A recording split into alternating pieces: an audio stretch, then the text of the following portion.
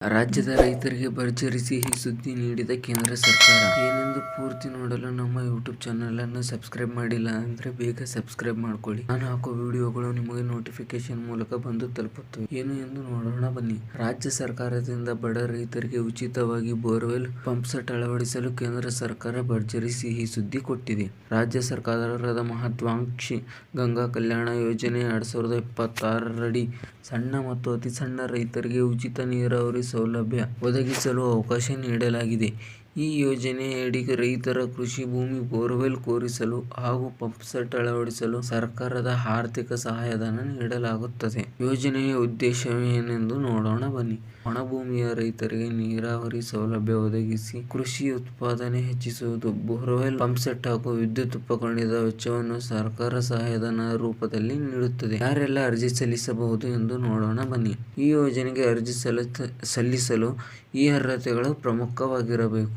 ಅರ್ಜಿದಾರರು ಕರ್ನಾಟಕದ ಕಾಯಂ ನಿವಾಸಿಯಾಗಿರಬೇಕು. ಸಣ್ಣ ಅಥವಾ ಅತಿ ಸಣ್ಣ ರೈತರಾಗಿರಬೇಕು.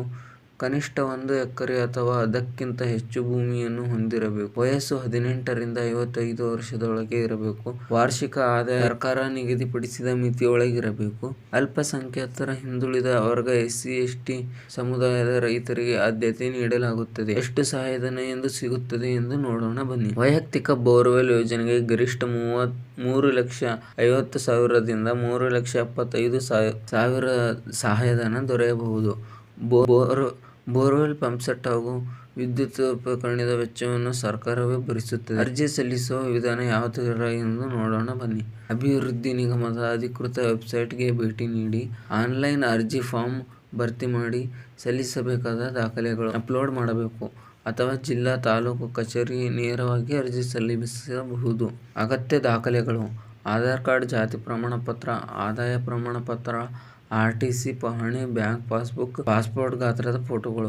ಯೋಜನೆ ಲಾಭ: ಈ ಯೋಜನೆಯಿಂದ ರೈತರಿಗೆ ಉಚಿತ ನೀರಾವರಿ ಸೌಲಭ್ಯ ದೊರೆಯುತ್ತದೆ. ಇದರಿಂದ ಬೆಳೆ ಉತ್ಪಾದನೆ ಹೆಚ್ಚಾಗಿ ರೈತರ ಆದಾಯವೂ ಹೆಚ್ಚಾಗುತ್ತದೆ.